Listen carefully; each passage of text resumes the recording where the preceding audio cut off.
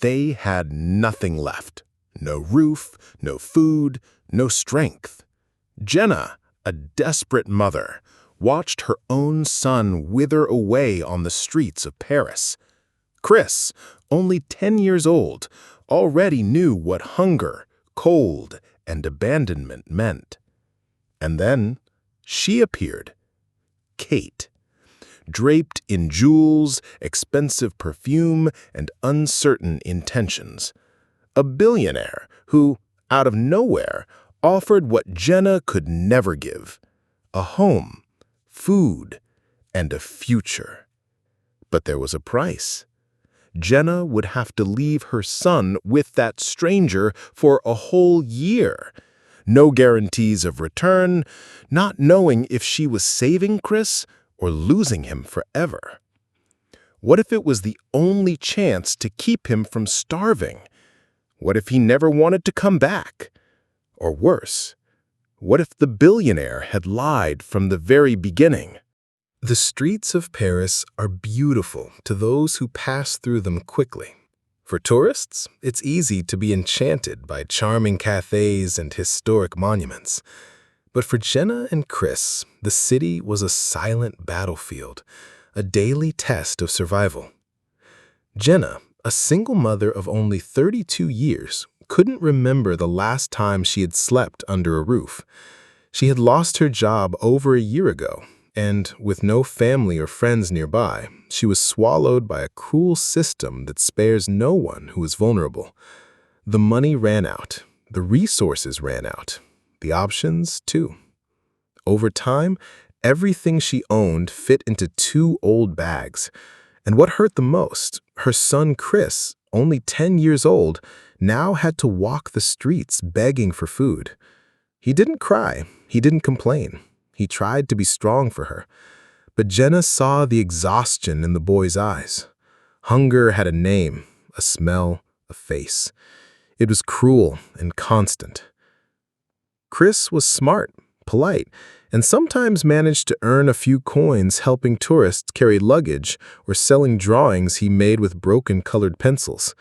It was his way to contribute, to lighten the burden his mother carried. But even so, it wasn't enough.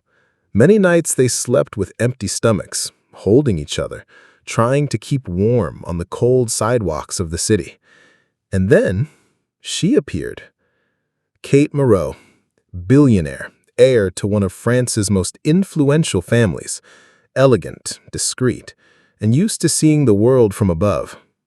She and her husband, Paul, lived in Nice, but whenever they came to Paris, they crossed paths with Chris.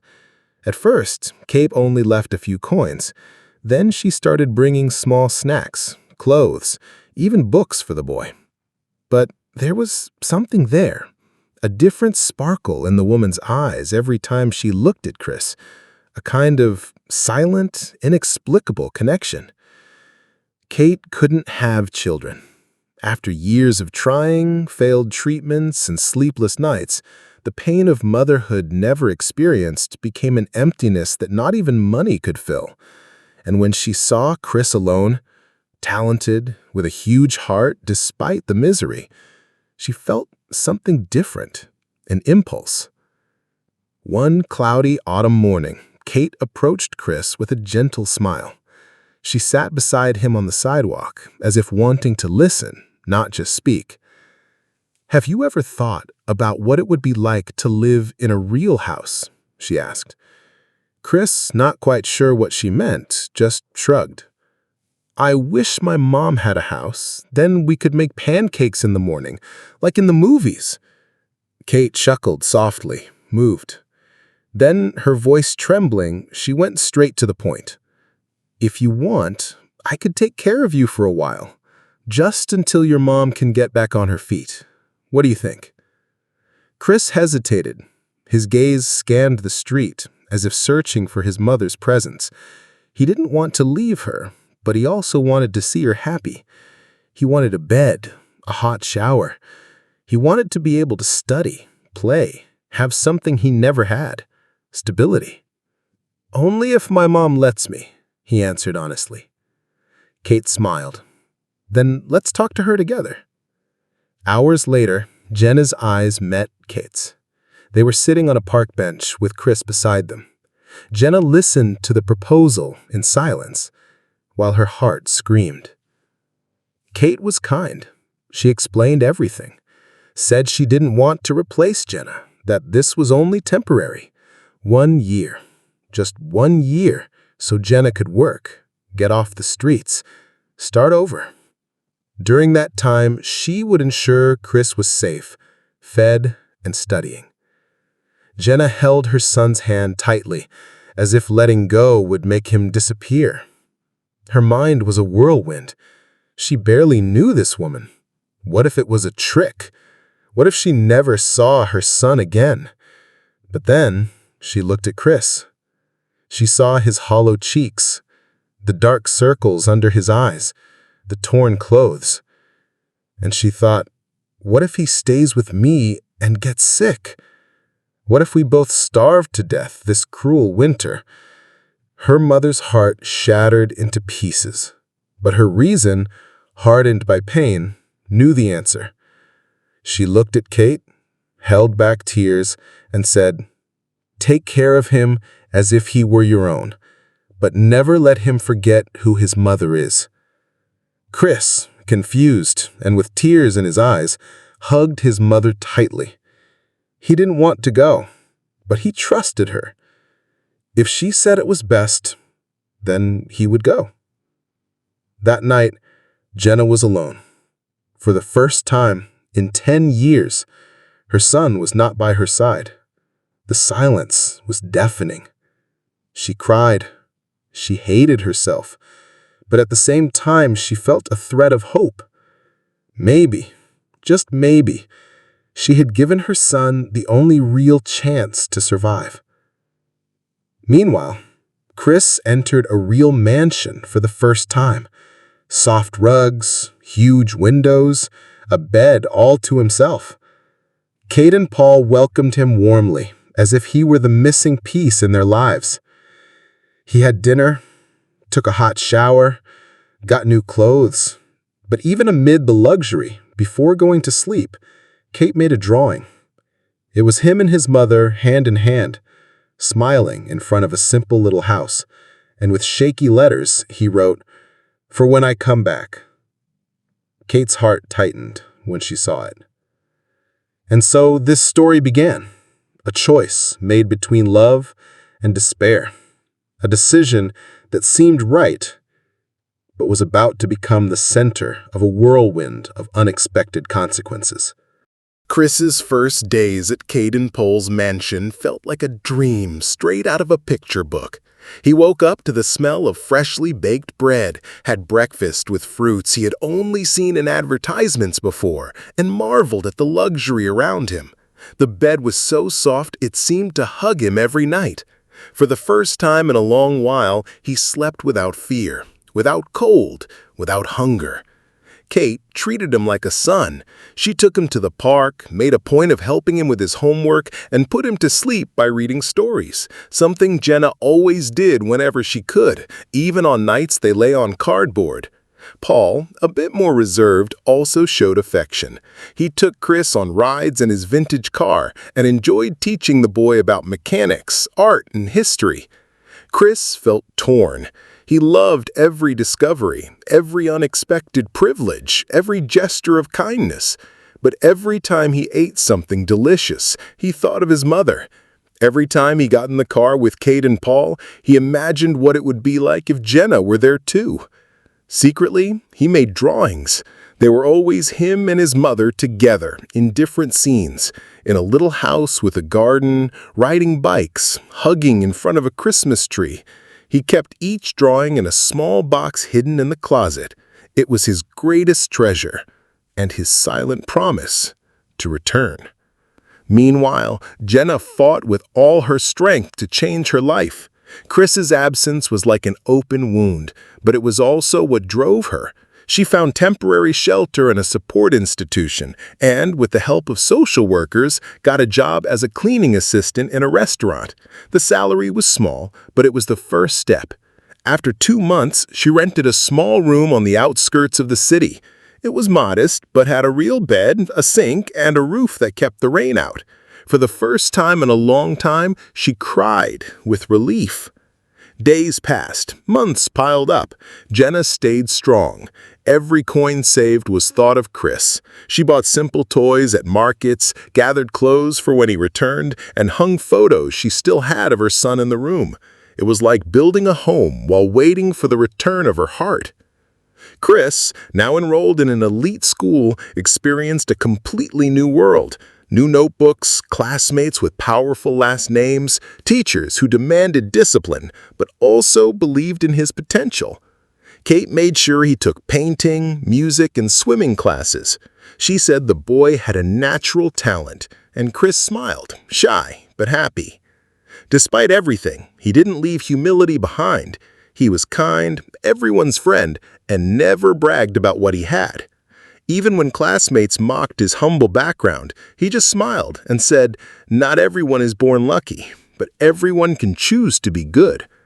Kate saw this and was moved, but over time, something started to change inside her.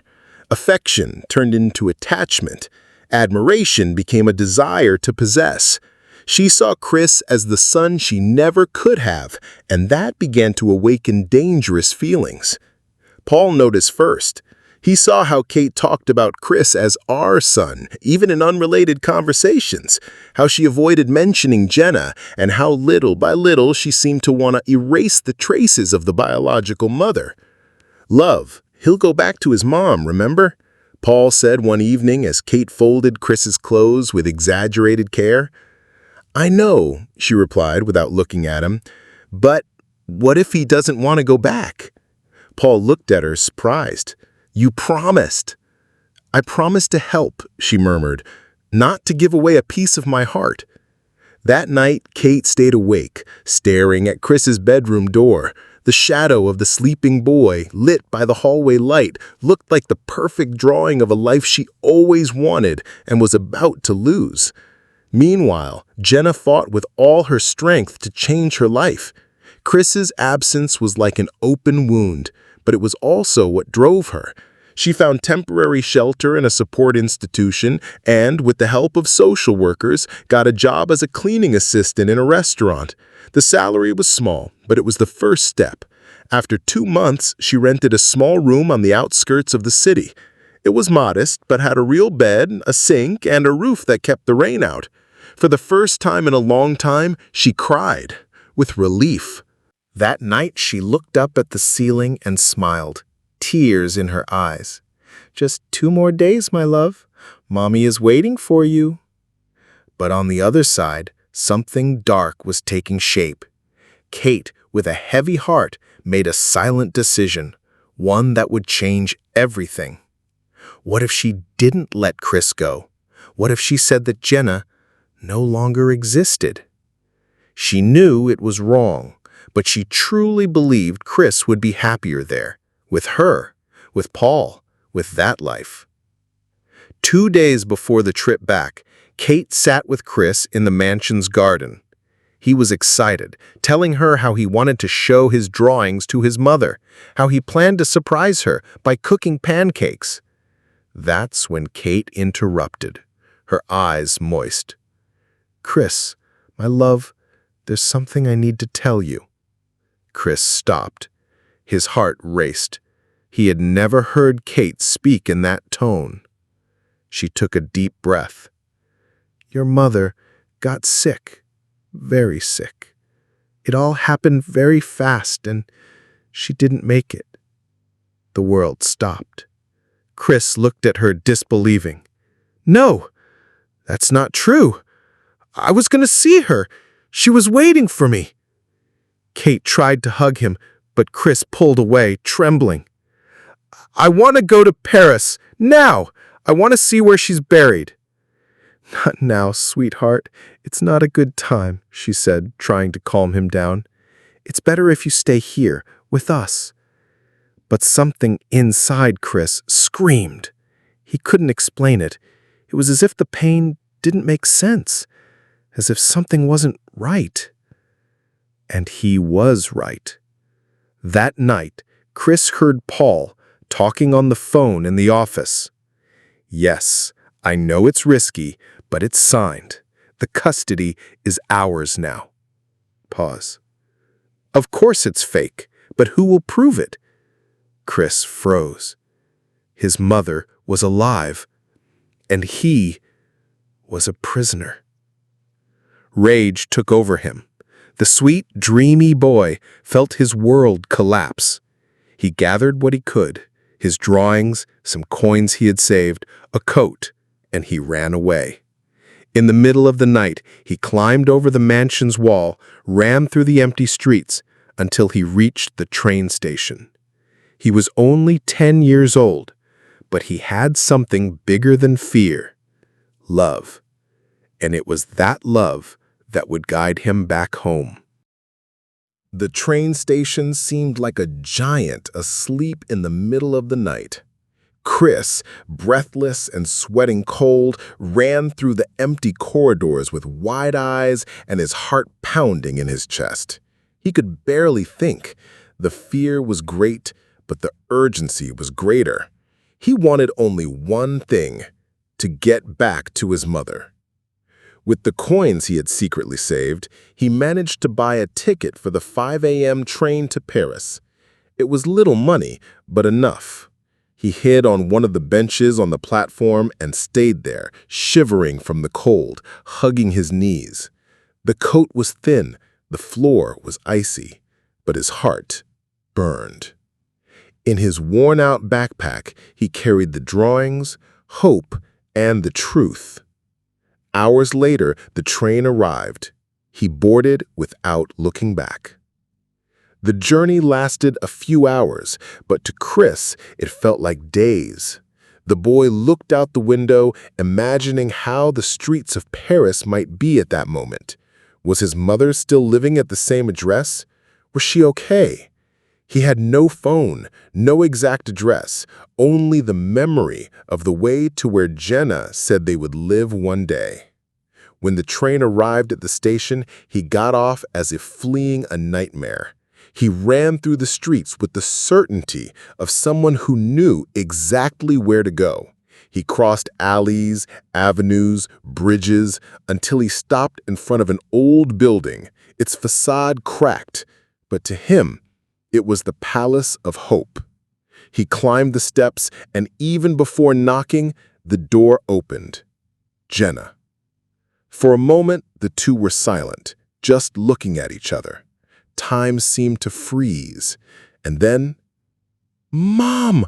Chris shouted, throwing himself into her arms. Jenna held him so tightly it seemed she wanted to melt him into her own body. You're here! My God, my son!"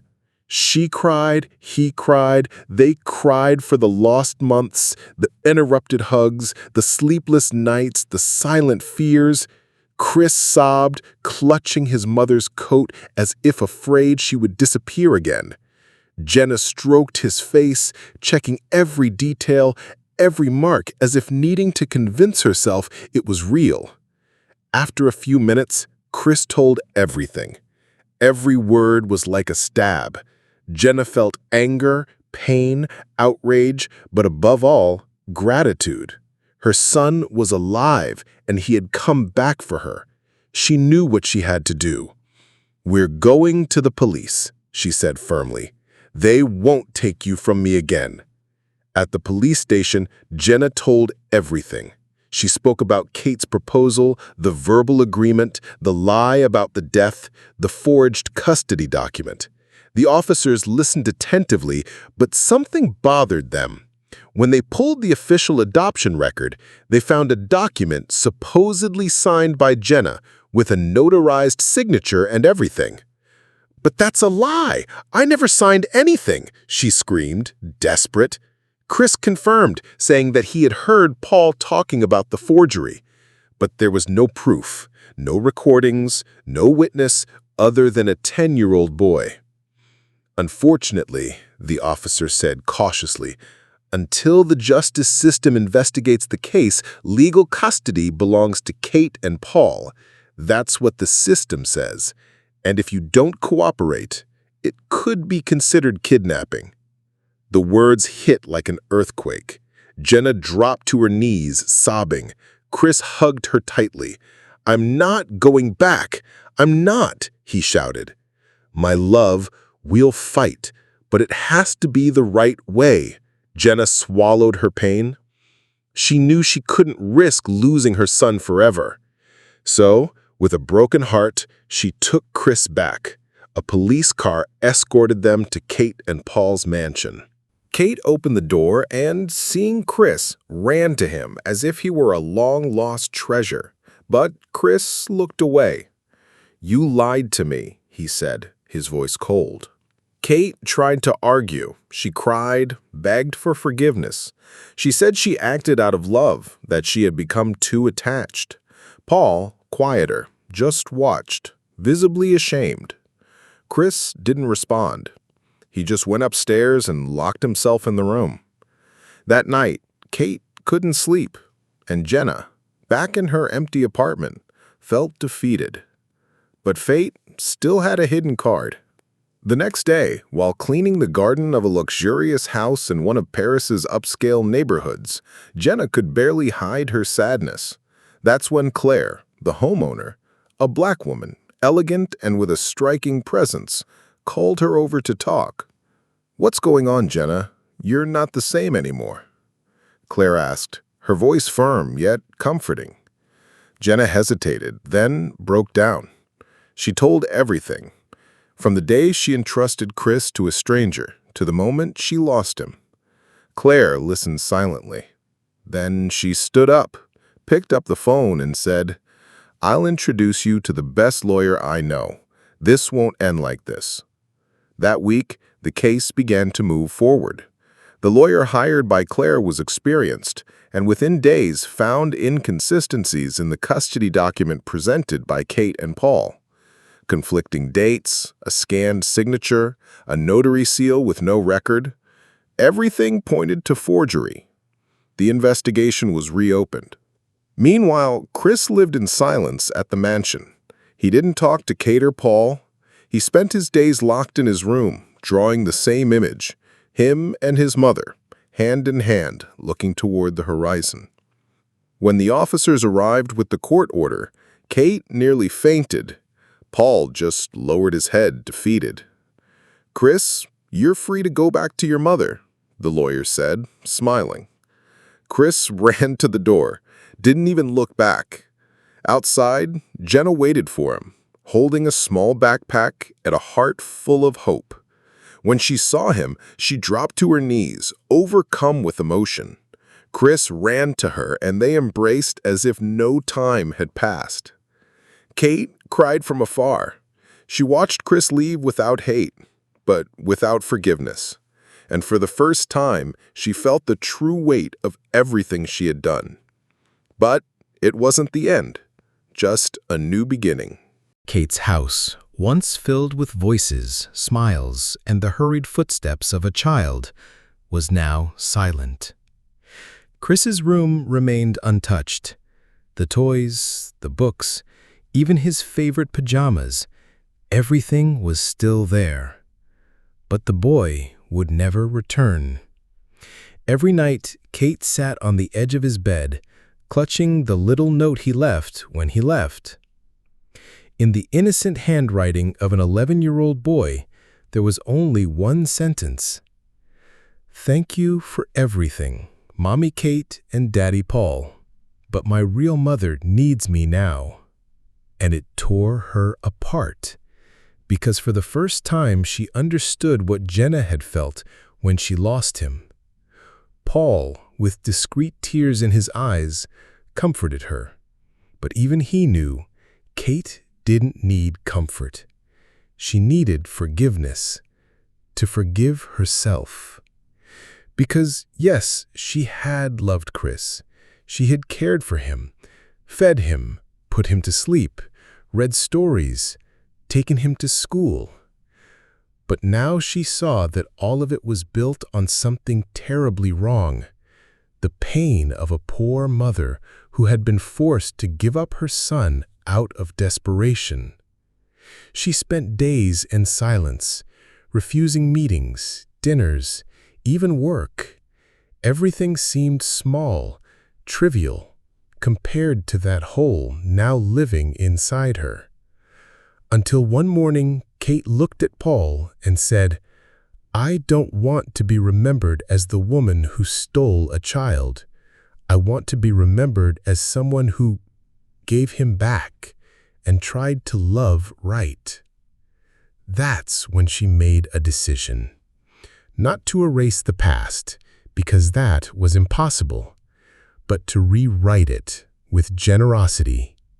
She called her lawyers, architects, and her foundation. Within a few months, a new house was built for Jenna and Chris, right in the neighborhood where mother and son had once starved, slept under the open sky, and suffered scorn. But now, on the same ground where they cried, they walked in hope. The house had 2 bedrooms, a garden, books, a full table, and a special detail. The name of the house engraved on a plaque on the door, "Home of 2 Loves," in honor of the 2 women who, in different ways, loved the same boy. Moreover, Kate opened a college fund in Chris's name. She would pay for his studies through college, expecting nothing in return. It was her way of saying, "I don't want to have you. I just want to see you happy." On the day the house was handed over, Kate couldn't stop crying. It wasn't theatrical tears. It was devastating. The kind of tears from someone who had lost something precious and yet chose to love without possession. Jenna, strong, watched her. And when Kate tried to quietly walk away, Jenna took a step forward and hugged her. They stayed like that for minutes. 2 mothers, 2 stories, 2 hearts sewn together by pain and now by redemption.